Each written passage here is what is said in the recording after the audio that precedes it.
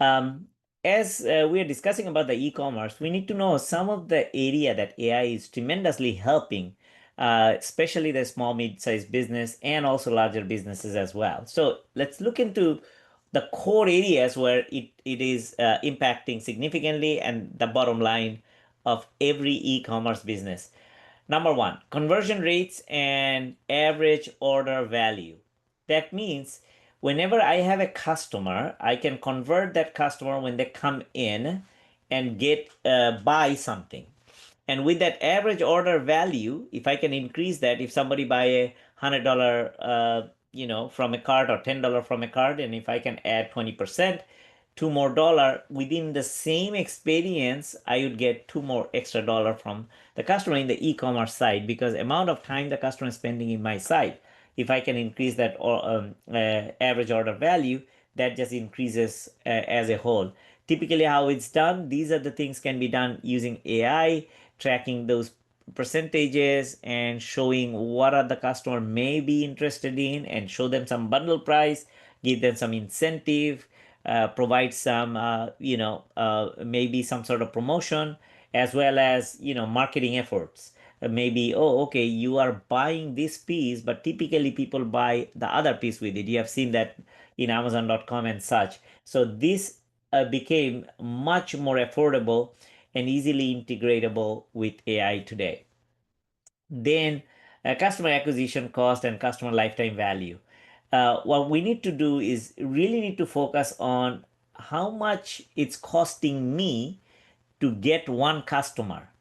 And this is very important because this comes out of my profit. Because the customer might have bought like $100 worth of stuff.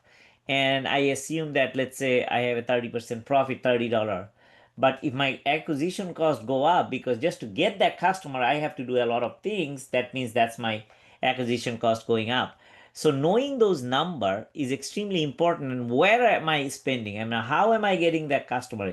Am I doing targeted campaign in the marketing side? Or when the customer comes into my website, is that easily navigate, they can easily navigate and get to the items that they need to. And of course, we need to look into the lifetime value of that customer. A customer for me over the lifetime buys $1,000 worth of stuff. Fantastic. If I can increase that customer a little bit more, or if I can keep that customer a little longer, or if I can have that customer a reference customer who provides and attracts other customers, there's so many strategies I can do, and I can just ask AI to provide those. Um, Another important thing, what happens is that customers do window shopping or they put it in the cart and they abandon the cart. And we need to know that abandonment reasons, and then correlate all these reasons for various things: external data source, internal data sources, customer profile, and what's happening, news and such. So that all becomes a really attractive proposition because of the fact AI can correlate all this data and provide a prescriptive guidance on how to reduce that. Also, the bounce rate, customer came in and they just got out again. Window shopping type, but these are two different technical type. And we need to figure out where are the customer dropping off, and is that a trend or is there a real gap that I have? Then we want to know the traffic source and return on our investment, because the origin of a customer makes a real difference. Like somebody logging in from iPhone have a better chance of buying some iPhone accessories than somebody logging in from Android and buying some iPhone accessories.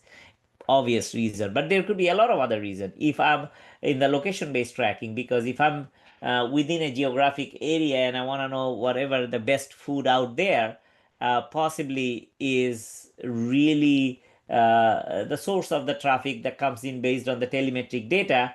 If I can analyze those things and I wanted to eat something good and I can just promote that one, boom, all of a sudden I can get that.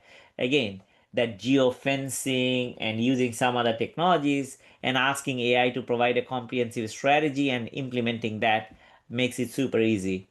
It used to be very complex, large applications, a lot of cost, a lot of time that we needed. Now, how can I get a repeat customer and how can I increase my net promoter score where the customer would refer other people. And a lot of time repeat, I bought something and that's it, end of it. But most of the time maintenance or a customer, like let's say you bought a printer and you need a toner, or you bought some sort of like I have to actually order one item. I know, unless I create a recurring order or repeat order, is a filter, water filter.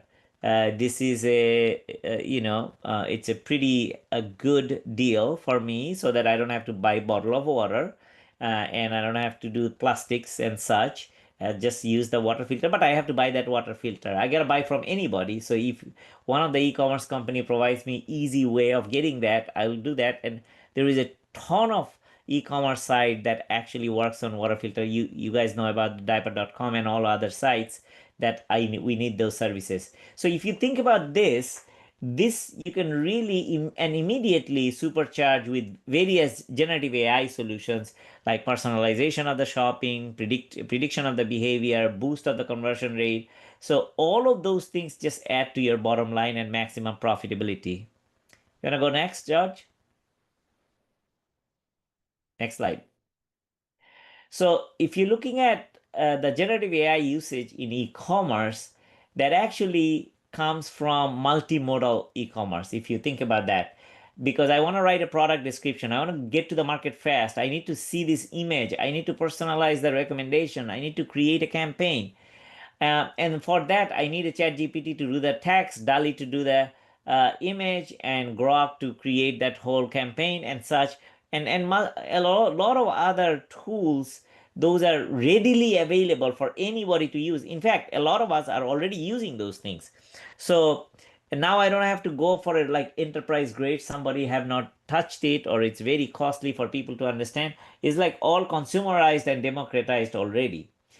Now, it is also became accessible to all size business, especially using very user-friendly platform. I need to use it, boom, I just go type.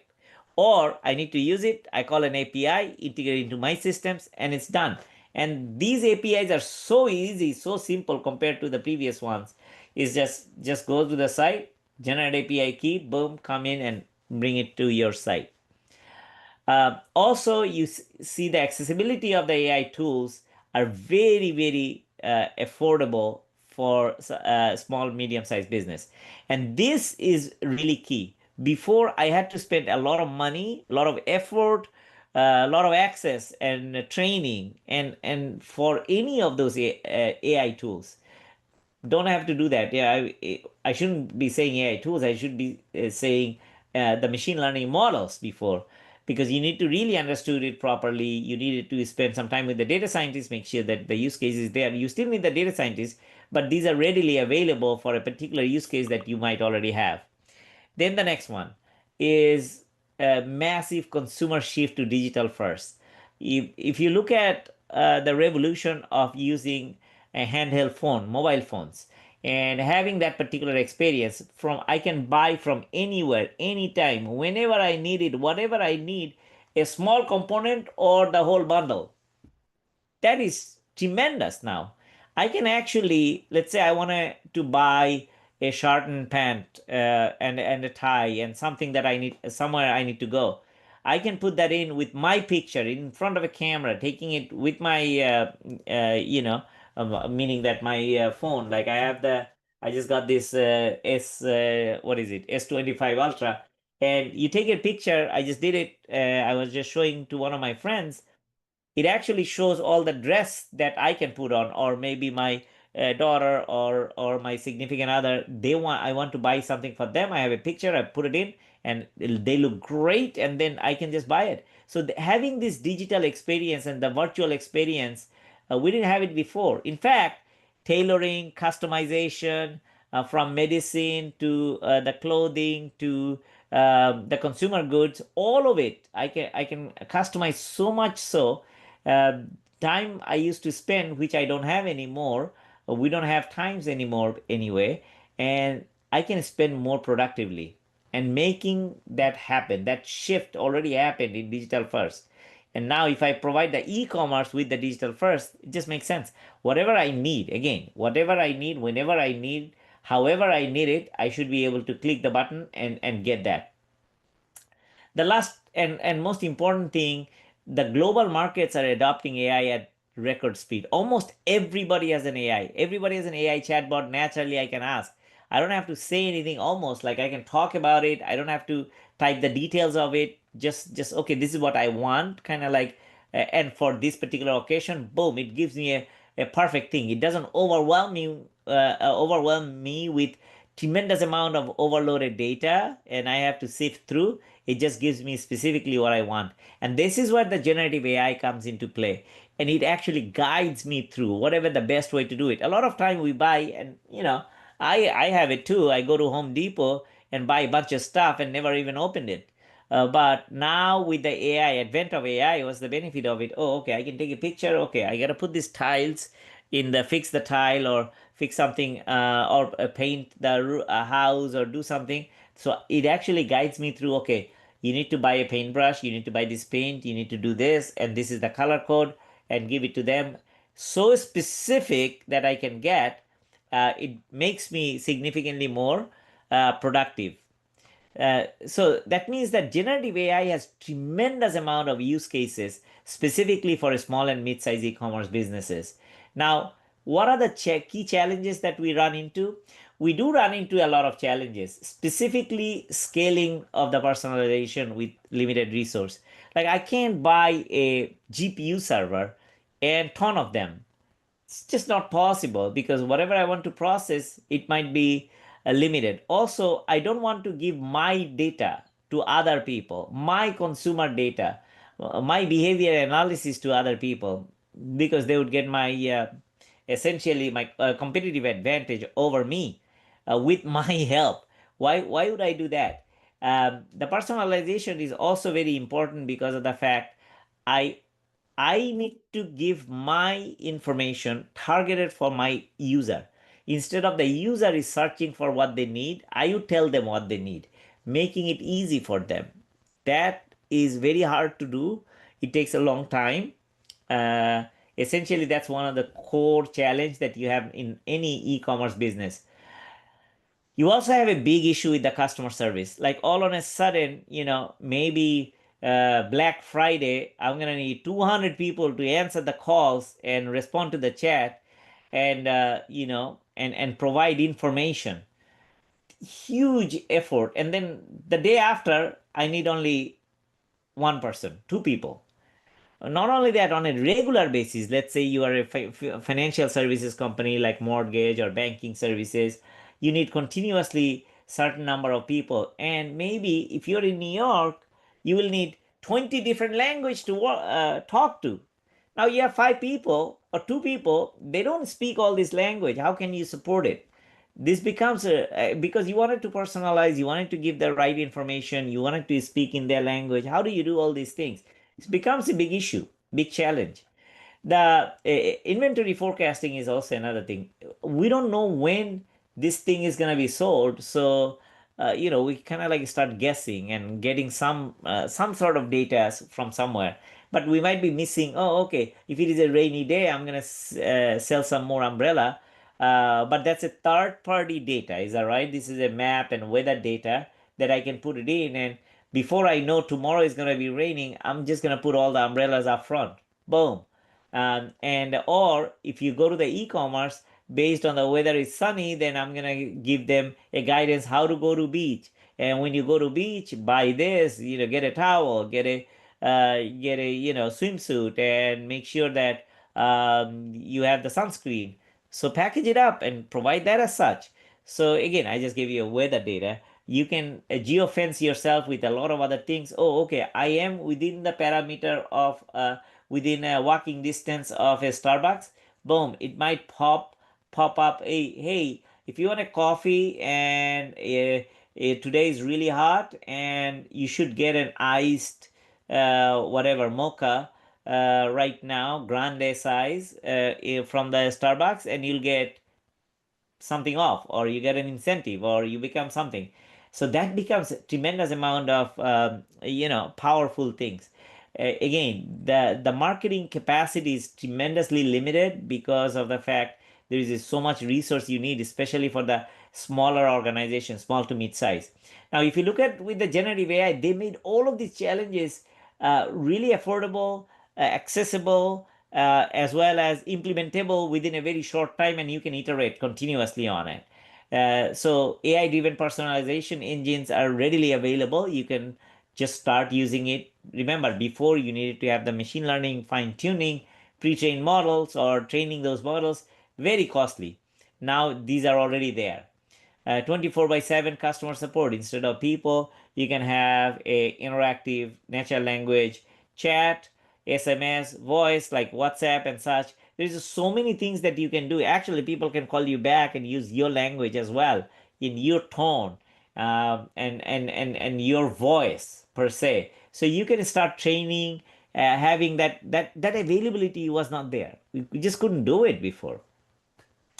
Inventory prediction is another thing based on all different things. I just gave you one particular example for weather related stuff, but you can do so many other things like, okay, this supplier is providing these items and this manufacturing facility will be available, and this is how I can get the stuff, and when I'm selling something, or this is a leftover item, I should be able to provide some extra discount to get the. So you can do so many of the edge cases, and then you can of course do the traditional stuff because you already got the historical data. You have some prediction that you can do based on your skills, resource, market demand, and also the supply side of the world. So all of those can be done easily. Before it took a lot of effort, now it doesn't. And then for marketing is just you can automate the whole content generation, the scheduling, the pushing out the messages, get the sentiment analysis, analyze it, reiterate, change the language, and push it out. So these all of these things becomes very important and very easily accessible. Now, if you want to start, oh, sorry, I'm going to hand it off to Mohan for the next one, but stay here for 1 second. So, what we need to do: cultural, seasonal customization, language localization, and get that advantage, and provide so much so personalization. Consider each consumer is one unique person that you are selling for a unique behavior. And all of these things are available with generative AI. We can show you a lot of use cases. A lot of our customers are using it for various reasons. I hope everyone is feeling as excited as I am about how this generative AI is transforming the e-commerce market. Okay. So for my part of this session, I'll give you an overview of how to start with Gen AI today. And also I'll walk you through some of the real world use cases, which will show how small and mid-sized businesses are using Gen AI to solve everyday challenges. Okay. So before we dive deep into the use cases, I want to take just a couple of minutes to address one key question that's probably on your mind.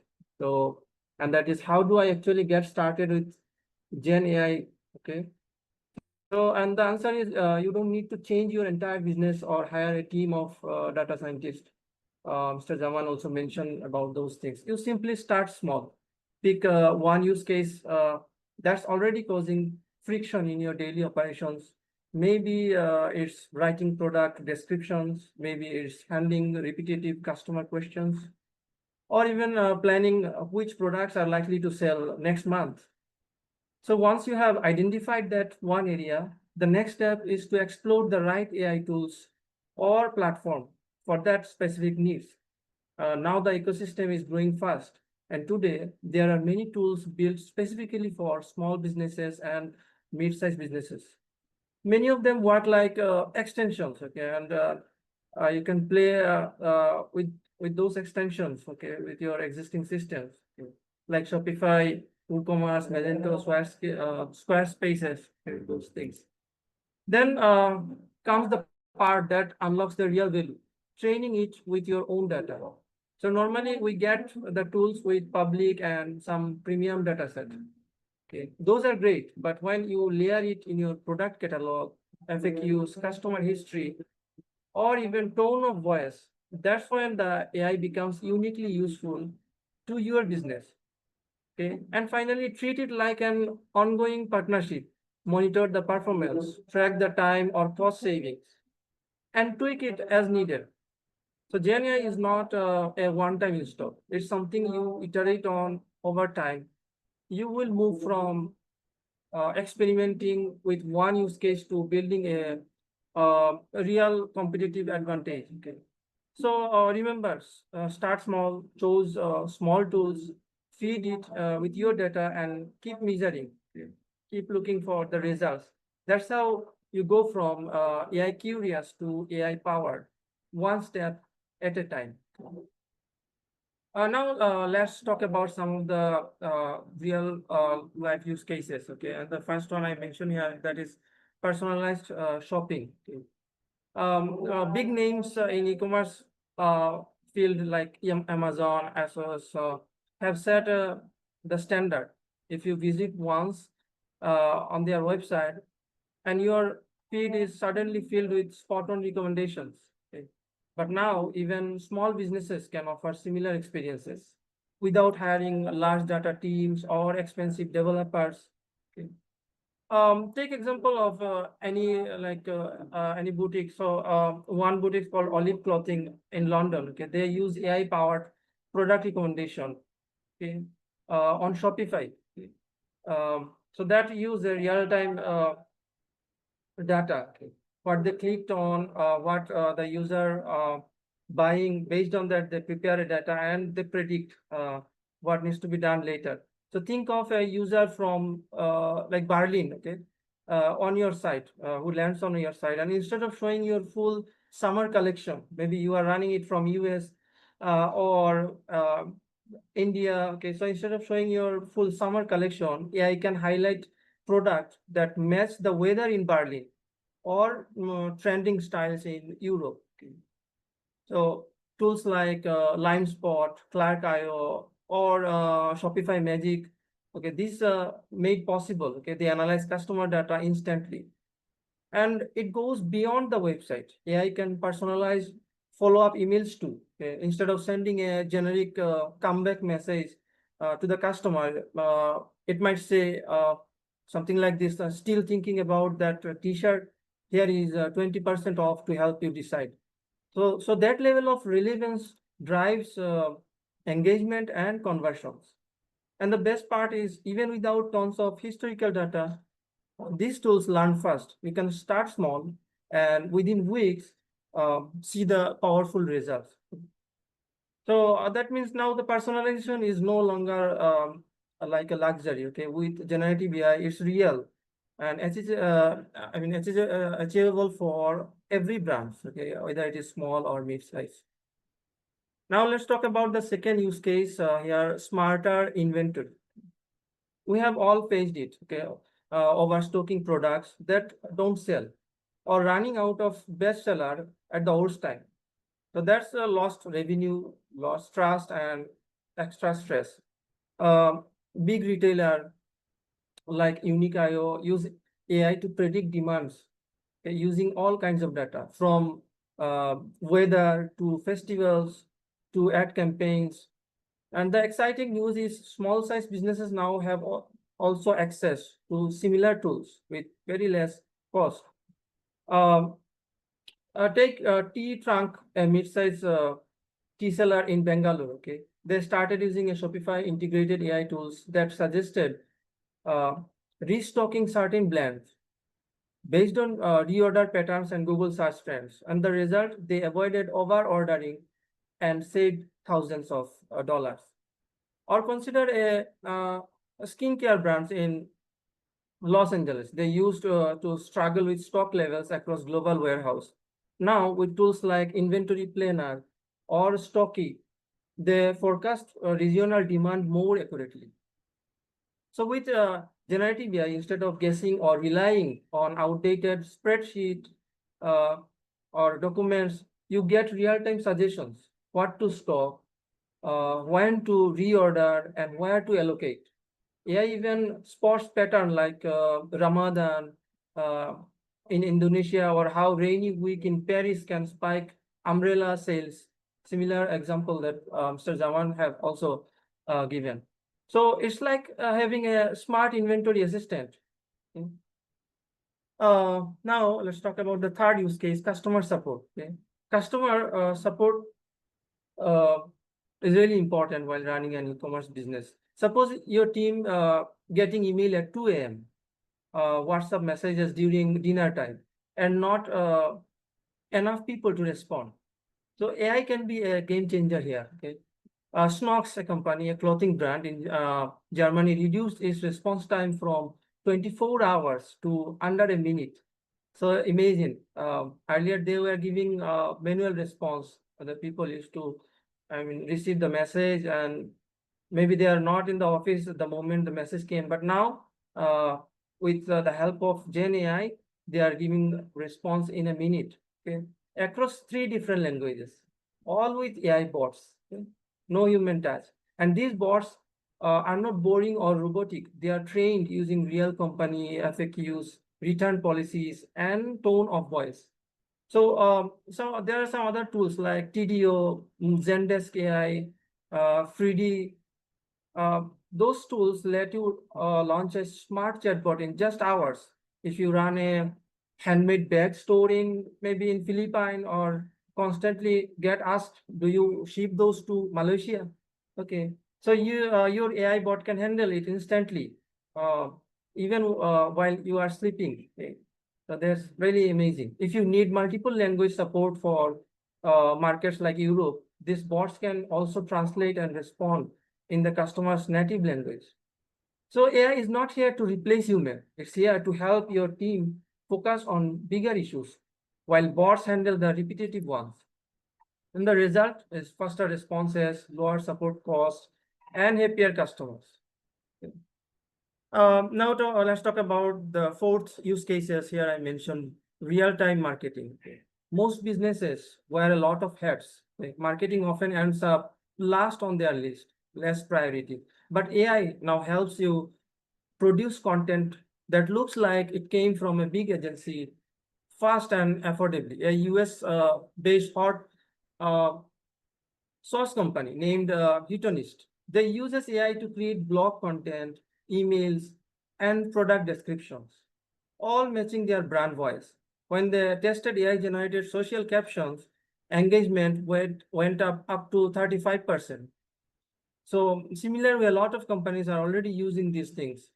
Tools like ChatGPT, we all know about that, Jasper, Copy AI, even we, SJ Innovation have also built uh, collaborative AI. Okay. Those can help you to generate region-specific content, launching in Singapore and UK, anywhere. AI can create Facebook ads, um, tailors to each market tones and styles in minutes. Okay. Many boutique shop uses AI to write unique product description based on fabric, color, and body type. And what used to take hours now takes minutes. Also, regarding the SEO, okay, tools like Surfer SEO, Neuron Writer help you to structure content that ranks on Google. So earlier it was taking a lot of time, hours. Now we can do it easily. I mean, you don't need a technical person as well. Okay, anyone can do that by using those tools. So with the right keywords and heading tailors to your products. So whether it is Black Friday or Ramadan, AI helps you to market faster and smarter. Okay. So yeah, these are the 4 most common use cases I just mentioned. Now we can go to the next slide. And here I mentioned about some of the common mistakes and how to avoid it. So AI is powerful, no doubt on that. But it's not magic. Okay? It needs your guidance. So I have mentioned a few things over here. So firstly, always review AI generated content. Okay? Don't blindly uh, rely upon those things. So I have seen products description mention many non-exist ingredients or use humor that doesn't translate well. Okay, so imagine you use something like maybe like this. These socks are fire. Okay, something like that. Okay, interesting. But if you translate this to a different language, then this may misguide. Okay, to the customer. So always review your content. Secondly, watch your data. In Europe's GDPR is strict. Okay. And countries like South Korea, Singapore are following suit. So be careful not to upload sensitive data into tools that are not compliant. And thirdly, don't try to do everything at once. Start with one pain point, okay, and then scale gradually. Think of Gen AI as an assistant, not a replacement. Okay, and the real magic happens when you combine your human skills with AI speed and scale. So to wrap up things on this slide, I would say Gen AI is not just a magic word anymore. It's here, it's real, and it's practical. Whether you are a skincare brand in New York, or a fashion startup in Dhaka, or a food store in India, AI helps you to do more with fewer resources.